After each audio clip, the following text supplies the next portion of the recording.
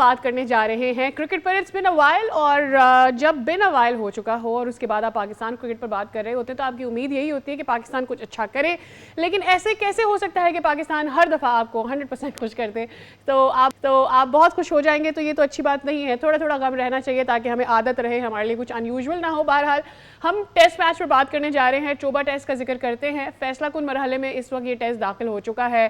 ایک جانب ہم نے یہ دیکھا کہ کل ہم ایکسپیکٹ کر رہے تھے کہ شان مسعود ہمارے لیے کچھ کریں گے اور انہوں نے کیا, سینچری بنائی. لیکن آن دا ادر ہینڈ سائڈ جب وہ گئے تو باقی سب نے کہا کہ ہم بھی آپ کے ساتھ ساتھ آپ کو پویلین پہنچانے جائیں گے. تو پھر باقی وکٹیں بھی پاکستان کی گرتی رہی اور کل ہم نے دیکھا کہ 29 رنز کے خسارے کے ساتھ ہم نے اپنی اننگز کا اختتام کیا اور اس کے بعد ویسٹ انڈیز کے بیٹرز بیٹ کرنے کے لیے آئے اور وہ بھی 126 رن یعنی 126 پر 7 کھلاڑی آؤٹ کے ساتھ اب دوبارہ سے آج اننگز کا آغاز کرنے جا رہے ہیں. اس کے ساتھ ہی ویسٹ انڈیز کی جو لیڈ ہو گئی ہے پاکستان پر وہ 155 رنز کی ہو گئی ہے. کیا یہاں سے پاکستان یہ ٹیسٹ اپنے ہاتھ میں کر سکتا ہے؟ یہ میرا وہ خواب ہے جس کے بارے میں ارشاد بھائی سے پوچھوں گی جو ہمارے ساتھ موجود ہیں, کرکٹر اور جرنلسٹ. ارشاد صاحب اس وقت ہمارے ساتھ اسٹوڈیوز میں موجود ہیں. ارشاد بھائی السلام علیکم, good morning. When the test did start تو ہمیں لگا تھا کہ پاکستان, کل جب پاکستان کی اننگز کے بارے میں ہم ڈسکشن کر رہے تھے تو ہمیں لگا تھا کہ یار ٹھیک ہے شاید یہاں سے ہم آگے کچھ کر سکتے ہیں. ایسا کیا ہوا تھرڈ ڈے میں کہ وکٹیں اتنی تیزی سے گری؟ ناٹ جسٹ پاکستان, obviously ہم تو عادی ہیں اپنے بارے میں, لیکن کل ویسٹ انڈیز کی بھی وکٹیں بہت تیزی سے, it was 14 wickets if I'm not wrong in a day or so. What happened all together on the wicket? دیکھیں پہلے دن جو ہے وہ صرف 3 وکٹیں گری. ویسٹ انڈیز نے پورا ڈومینیٹ کیا, پاکستان نے کوشش کی لیکن 3 وکٹیں گرا پائے. دوسرے دن جو ہم نے دیکھا کہ ویسٹ انڈیز کی بقیہ 7 وکٹیں اور پھر ہماری 3 وکٹیں, تو 10 وکٹیں دوسرے دن گری. تو وکٹ نے اپنا رویہ چینج کرنا شروع کر دیا تھا دوسرے دن ہی. ہم نے دوسرے دن جو ہے 199 فور 3 کیے. اس کے بعد جب ہم تیسرے دن آئے تو امید لگ رہی تھی کہ پاکستان بڑا سکور کرنے میں کامیاب ہوگا اور 243 تک ہماری 3 وکٹیں ہی تھیں. لیکن اس کے بعد پھر جب چوتھی وکٹ گئی اور اس کے بعد 38 رنز ہمیں لگے باقی 7 وکٹیں گرنے میں, تو ویریبل باؤنس شروع ہو چکا تھا وکٹ کے اوپر, جس کا جسٹن گریوز جو ہیں وہ لوور مڈل آرڈر کے لیے پاکستان کے لیے خطرہ بنے رہے اور انہوں نے کر کے دکھایا. پہلی مرتبہ کیریئر میں 5 وکٹیں حاصل کی انہوں نے اپنے, اور بڑی اچھی بالنگ کی, میڈیم فاسٹ بالر ہیں. اس کے بعد 29 رنز کی لیڈ ہوئی ویسٹ انڈیز کی اور پاکستانی بولرز نے خاص طور پہ محمد عباس اور محمد علی 3 وکٹیں جب انہوں نے گرائی ہیں 43 رنز پہ, تو ایسا لگ رہا تھا کہ ویسٹ انڈیز کی ٹیم دوسری اننگز میں جو ہے وہ جلدی سرنڈر کر دے گی. لیکن 93 فور 7 ہوا. اس کے بعد 33 رنز کی پارٹنرشپ لگی شمال جوزف اور کمر روچ کے درمیان اور ابھی تک کھڑے ہوئے ہیں. اگر پاکستان ٹیم بہت جلدی آؤٹ کرنے میں 160-65 کی لیڈ پر اگر آؤٹ کرنے میں کامیاب ہو جاتی ہے تو یقیناً یہ میچ پاکستان کے ہاتھ میں آ جائے گا. لیکن جس طرح کا باؤنس شروع ہو چکا ہے تھرڈ ڈے ہم نے دیکھا کہ 14 وکٹیں گری, تو پاکستان کے لیے مشکل تو ہو سکتی ہے. اور اگر ویسٹ انڈیز کی ٹیم 190 یا 200 رنز کی لیڈ لینے میں کامیاب ہو گئی تو پھر بڑا مشکل ہو جائے گا. تو آج کا دن مجھے جو ہے وہ بڑا دلچسپ لگ رہا ہے یہاں پہ چوتھے دن. تو لیٹس ویٹ واٹ ہیپنس. ذرا ہمارے ایک تو لوور مڈل آرڈر کے بارے میں بات کر لیتے ہیں. کیا یو تھنک obviously باؤنس ہو گیا تھا, but were we in that a bad position کہ یہاں سے ہم تھوڑا سا کم از کم جتنی لیڈ کم ہو سکتی تھی ویسٹ انڈیز کی وہاں تک پہنچ سکتے؟ مجھے لگا کہ شاید رضوان آن ورڈز اور لوور مڈل کی اگر ہم بات کرتے کچھ تو رول پلے کرتے, بٹ 38 رنز ساری وکٹیں ہماری اس کے بعد گر گئی. دیکھیں بدقسمتی یہی ہے پاکستان کی کہ بیٹنگ ہماری جو ہے وہ پوری بیٹنگ نہیں چل کے دیتی ہے سوائے مطلب 1 یا 2 بیٹسمینوں کی. اس میں بھی ہم نے ٹیسٹ میچ میں دیکھا کہ اذان اویس جنہوں نے اپنے پہلے ڈیبیو ٹیسٹ میں سینچری کی تھی اور اس کے بعد ٹور میچ میں بھی سینچری انہوں نے بنائی بابر اعظم کے ساتھ, لیکن وہ پہلی اننگز میں جو بالکل 0-0 پہ آؤٹ ہوئے. اس کے علاوہ 155 رنز کی شراکت بنی. اگر شان مسعود اور امام الحق 155 کی شراکت نہ لگاتے تو پاکستان کا میرے خیال سے بہت برا حال ہونا تھا. اور شان مسعود نے سینچری سکور کی, وہ پرفارم کر رہے ہیں. اس کے علاوہ امام الحق, اس کے علاوہ ہم نے دیکھا کوئی بھی بیٹر ہو, چاہے وہ کپتان بابر اعظم ہوں, چاہے سلمان علی آغا ہوں, چاہے محمد رضوان ہوں, سب 20s اور 10s کے اندر جو ہے وہ آؤٹ ہوئے ہیں. تو ظاہر سی بات ہے محنت کرنے کی ضرورت ہے. اس طرح کی پچوں پہ کھیلنے کا تجربہ جو ہے وہ بہت ضروری ہے پاکستان کے لیے, کیونکہ ہمارے بیٹر جو ہیں وہ ڈومیسٹک کرکٹ میں تو رنز کے انبار لگا دیتے ہیں, لیکن جب انٹرنیشنل ٹورز پہ جاتے ہیں اور ذرا سی بھی ان کو ٹرننگ وکٹ ملتی ہے پھر وہ ایکسپوز ہو جاتے ہیں. تو اس وجہ سے جو ہے وہ بہت ضروری ہے پاکستان کرکٹ بورڈ کے لیے بھی کہ وہ یہاں پہ ایسی ٹرننگ وکٹس بنائیں, فلیٹ وکٹس نہ ہوں کہ جن پہ بیٹسمینوں کو کھیلنے کا تجربہ ملے اور باہر انٹرنیشنل میں جا کے وہ پرفارم کر سکیں. لاسٹ کچھ عرصے سے ہم دیکھ رہے ہیں کہ پاکستانی بیٹر جو ہے وہ پاکستان میں تو رنز بناتے ہیں لیکن باہر جا کے اتنا کچھ خاص. اب ہم نے دیکھا اذان اویس بنگلہ دیش میں تو انہوں نے اپنے ڈیبیو ٹیسٹ میں سینچری بنایا, پاکستان کی طرح ہی وکٹیں ہوتی ہیں, لیکن جہاں وہ ویسٹ انڈیز گئے ایکسپوز ہو گئے. اس پہ محنت کی ضرورت. اچھا آبویسلی اذان کے اوپر اتنا برڈن ہم ڈالنا بھی نہیں چاہیں گے, اٹس ٹو ارلی, بٹ جن سے آپ ایکسپیکٹ کر رہے ہوتے ہو, خاص کر کے when you talk about Babar Azam, is it fair کہ اگر میں یہ کویشچن کروں کہ ایک تو آپ نے obviously وہ he was trying to make a comeback, T20 میں بھی he was trying to make a comeback, آپ نے اسے کپتانی دے دی, پھر چلے سمجھ میں آتا ہے کہ آپ کے پاس شاید آپشنز نہیں تھے, آپ کیا ہی کرتے, شان مسعود کے اوپر بہت پریشر تھا, آپ نے موو کرنا تھا, but was it a right move, اور اس کی جو پرفارمنس رہی ہے do you think it was enough, مطلب اس کا رول نیڈڈ تھا؟ مجھے لگا تھا کہ he might stay for a while on the wicket but he did not. دیکھیں 42 ماہ اور 33 اننگس, تقریباً 21واں ٹیسٹ ہے یہ بطور کیپٹن ان کا, اور کیریئر کا 63واں ٹیسٹ ہے. اب 42 ماہ سے انہوں نے سینچری اسکور نہیں کی اس فارمیٹ کے اندر. لاسٹ 2022 دسمبر شاید نیوزی لینڈ کے خلاف کراچی میں ہی انہوں نے سینچری کی تھی, 161 کی اننگ کھیلی تھی. اس کے بعد جو ہے وہ بابر اعظم صرف 2 دفعہ ایسا موقع آیا 33 اننگز میں کہ انہوں نے 100 سے زائد گیندیں 100 یا اس سے زائد گیندیں کھیلی ہیں. 865 کچھ رنز ہیں ان کے, صرف 250 ہیں ان کی.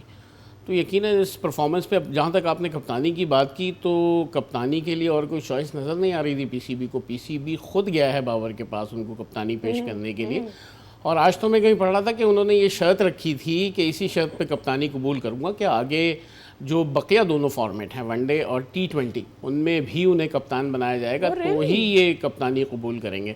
بہرحال ہو سکتا ہے میڈیا کی قیاس آ رہی ہوں, لیکن اندر کی جو خبر ہے وہ یہی ہے کہ انہوں نے یہ شرط رکھی تھی جس کی اس شرط پہ ان کو جو ہے وہ کپتان بنایا گیا ہے. حالانکہ دیکھا جائے تو اگر شان مسعود کی کپتانی میں ٹیم تو ہار رہی تھی, لیکن انڈیویجول ان کی پرفارمنس پھر بھی بہتر تھی. لیکن ہم یہاں بابر کی پرفارمنس جو ہے وہ T20 کی وجہ سے ان کا کم بیک ہوا ٹیم میں, اور پھر ٹیسٹ کے کپتان بنا دیے گئے.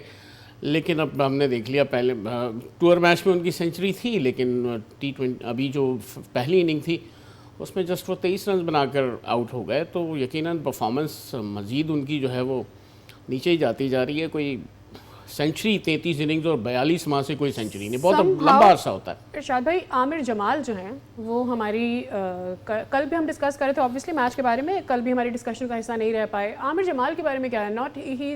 میرا نہیں خیال کہ وہ بہت اچھا کچھ ڈلیور کر پا رہے ہیں ایز اے بالر, اور obviously وہ آل راؤنڈر ہیں, ہماری ایکسپیکٹیشن ہوتی ہے جس طرح سے وہ کھیلتے ہیں, اور پھر جو ہم آسٹریلین وکٹس کے لیے ان کے لیے بات کر رہے ہیں, ڈو یو تھنک اب جب باؤنس آ گیا ہے تو کچھ بالنگ میں وہ کر پائیں گے؟ دیکھیں یہاں پہ ضرورت پڑی آپ کو تو عباس کی, کیونکہ وہ ایک تجربہ کار بالر ہیں یقیناً, اور کاؤنٹی کرکٹ بہت کھیلی انہوں نے. اس ٹائم آپ پوری ٹیم ڈپینڈ کر رہی ہے عباس کے اوپر, کیونکہ 3 وکٹیں سیکنڈ اننگ میں بھی, فرسٹ اننگ میں بھی ان کی 3 وکٹیں تھیں, ساتھ میں محمد علی نے ساتھ دیا. خرم شہزاد جو ہے وہ 2 وکٹیں ان کی ہیں, لیکن عامر جمال کی 1 وکٹ ہے. فرسٹ اننگ میں بھی ان کی کوئی اتنی اچھی پرفارمنس نہیں. صحیح کہا, انہوں نے ریلائی کر رہے تھے, لیکن ایز سچ وہ پرفارم نہیں کر, ابھی فی الحال پہلا ٹیسٹ ہے, لیکن اس پہلے ٹیسٹ میں تو ان کی پرفارمنس نظر نہیں آئی. آل راؤنڈر ہیں لیکن بالنگ میں بھی جو ہے وہ کوئی خاص نہیں کر سکے. اب آج چوتھا دن ہے, ہو سکتا ہے کہ اب 3 وکٹیں باقی ہیں, کیا پتہ وہ 3 وکٹیں عامر جمال کے حصے میں آ جائیں, وہ اچھی بالنگ کر لیں اور ان کے حصے میں آ جائیں. دیکھنا پڑے گا کہ اب آگے جو سیکنڈ ٹیسٹ ہے اس میں ان کی کیا پرفارمنس رہتی ہے, اور پھر آگے انگلینڈ کی سیریز کے لیے, کیونکہ وہ تو انکلوڈڈ ہیں, پلینگ 11 میں آتے ہیں کہ نہیں, یہ ایک بڑا اہم سوال ہوگا. اچھا, جتنا چیلنجنگ یہ باؤنسنگ وکٹ پاکستان کے لیے لگی, اتنی ہی چیلنجنگ مجھے ویسٹ انڈیز کے بھی لگی. They are pretty used to of these wickets, I am not wrong, like یہی ہے. اسی طرح سے ان کی پچز اپنا مومنٹم تھوڑا سا چینج کرتی ہے ڈاؤن, اگر 5 دن کا کرکٹ ہوتا ہے.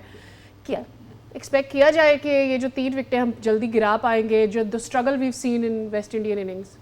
دیکھیں مجھے تو سمجھ نہیں آئی کہ انہوں نے یہ مطلب اس طرح کی پیچز کیوں بنائی. لاسٹ جو سری لنکا کی سیریز تھی اسی منتھ اور پچھلے منتھ کے اینڈ میں جون اور جولائی میں, اس میں انہوں نے بیٹنگ وکٹیں بنائی ہیں. 600 کا ٹوٹل لگا ہے اس کے سری لنکا کی اننگز کے اندر, اور ٹیسٹ سیریز بھی جیتی ویسٹ انڈیز نے, اور ون ڈے سیریز بھی جیتی.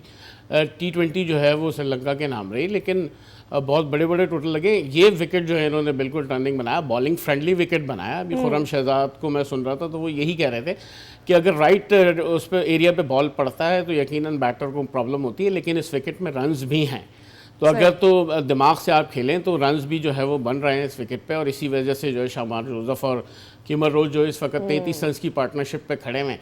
تو یقیناً ویسٹ انڈیز نے جو ہے وہ جو لاسٹ جو اپنی سیریز تھی سری لنکا کے اگینسٹ اس میں بیٹنگ وکٹ بنائی تھی، لیکن اب جو ہے وہ بولنگ وکٹ بنائی ہے، جس سے جو ہے وہ دونوں بولرز جو ہے وہ پرفارم کر رہے ہیں اس ٹیسٹ میچ میں. اب بیٹرز کو تھوڑی سی مشکل ہو رہی ہے. ہم نے دیکھا کوئی اتنے بڑے بڑے اسکور نہیں، 311 ویسٹ انڈیز نے پہلے اننگز میں بنایا، اس کے بعد ہم 282 رنز پہ پاکستان آؤٹ ہوا، اور اب 126 for 7 ہے ویسٹ انڈیز. تو لو اسکورنگ ٹیسٹ میچ ہے یہ. اب آگے جو سیکنڈ ٹیسٹ ہے اس میں دیکھنا ہے کہ کس طرح کی پچ ہوتی ہے، کہ بیٹر فرینڈلی ہوتی ہے یا اسی طرح کی جو تروبہ جیسی برائن لارا اکیڈمی جیسی پچ ہے وہ ہوگی آگے بھی. رائٹ، مجھے ایسا لگ رہا ہے ان مائی اوپینین کہ اگر تو ویسٹ انڈیز یہاں سے یہ ٹیسٹ لے جاتا ہے بازی، تو آئی تھنک اگلی وکٹ بھی ایسے ہی ملنے والی ہے. ادروائز کیا لگ رہا ہے آپ کو ویسٹ انڈیز نے کیا سوچا تھا؟ ہمارے اوبویسلی یہ تو کوئی ڈھکی چھپی بات ہے نہیں ہے کہ ہمارے batters in pitches per struggle کرتے ہیں، ہمیں مشکل ہوتی ہے ارلیئر بھی. ڈو یو تھنک اس وجہ سے یہ پچز بنائی گئی تھی؟ اینڈ بسائڈز کیا یہاں سے پاکستان یہ ٹیسٹ میچ کلنچ کر سکتا ہے؟ اور اگر ایسا ہے تو ہمیں کیا اسٹریٹجی رکھنی ہوگی؟ what are the players that you're looking forward towards؟ دیکھیں ویسٹ انڈیز نے لازمی یہی سوچا تھا کہ پاکستانی بیٹر جو ہے وہ اسٹرگل کرتے ہیں اس قسم کی پیچز پہ، اور ہمارے بیٹر ظاہر ہے ہم نے بنگلہ دیش میں دیکھا، ہم بنگلہ دیش گئے، انہوں نے ہمیں کیپچر کیا اسپن کے تھرو. اب یہاں جو ہے وہ فاسٹ بالنگ کے تھرو کیپچر کر رہے ہیں، اور رسک تو لیا انہوں نے کیونکہ پاکستانی فاسٹ بالرز بھی کم نہیں ہے، لیکن وہ ان کی اسٹرینتھ نہیں ہے پاکستانی فاسٹ بالر کی اس وقت. لیکن ویسٹ انڈیز نے یہی سوچا کہ پاکستانی بیٹر اگر اسٹرگل کر سکتے ہیں تو رسک لے لیا جائے، اور رسک لیا انہوں نے. اب سیکنڈ اننگ جس طرح کا باؤنس ہو رہا ہے وکٹ پہ، اب سیکنڈ اننگ میں مجھے لگ رہا ہے کہ پاکستان ٹیم کے لیے بڑی مشکل کھڑی ہونے والی ہے، کیونکہ ہم نے دیکھا کہ جب تک وکٹ جو ہے وہ تھوڑا سا بیٹرز کو سپورٹ کر رہی تھی اس وقت تک تو پاکستانی بیٹر چلے، لیکن 38 پر 7 وکٹیں، 38 رنز پر 7 وکٹیں گر گئی، وہ میرے لیے ضرور تشویش کا باعث ہے. تو سیکنڈ اننگز میں بھی مجھے یہ ڈر ہے کہ کہیں پاکستانی بیٹرز جو ہے وہ اپنی روایتی کارکردگی دکھاتے ہوئے کہیں پوری ٹیم جو ہے وہ ایکسپوز ہی نہ ہو جائے، اور بیٹنگ جو ہے ہماری دوبارہ سے فلاپ نہ ہو جائے. لیکن دعا کرنی چاہیے کہ پاکستان اچھا پرفارم کرے سیکنڈ اننگز میں، اور جہاں جیسے خرم شہزاد نے کہا کہ بیٹرز کے لیے رنز بھی ہیں لیکن رائٹ ایریا پہ بال پڑتا ہے تو بیٹر کو پریشانی ہوتی ہے اور وکٹ بھی ملتا ہے. تو امید ہے کہ پاکستانی بیٹر نہ کریں ایسا، اور بابر اعظم جن سے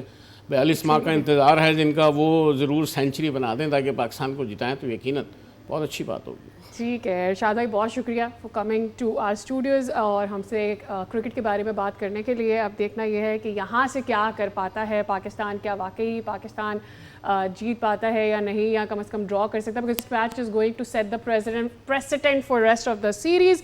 ویل پاکستان کرکٹ پہ کیا کر رہا ہے اور کر سکتا ہے یہ تو ہم نے آپ کے ساتھ شیئر کر دیا ہے. سبسکرائب کریں اور بیل دبائیں تاکہ کوئی خبر رہ نہ جائے.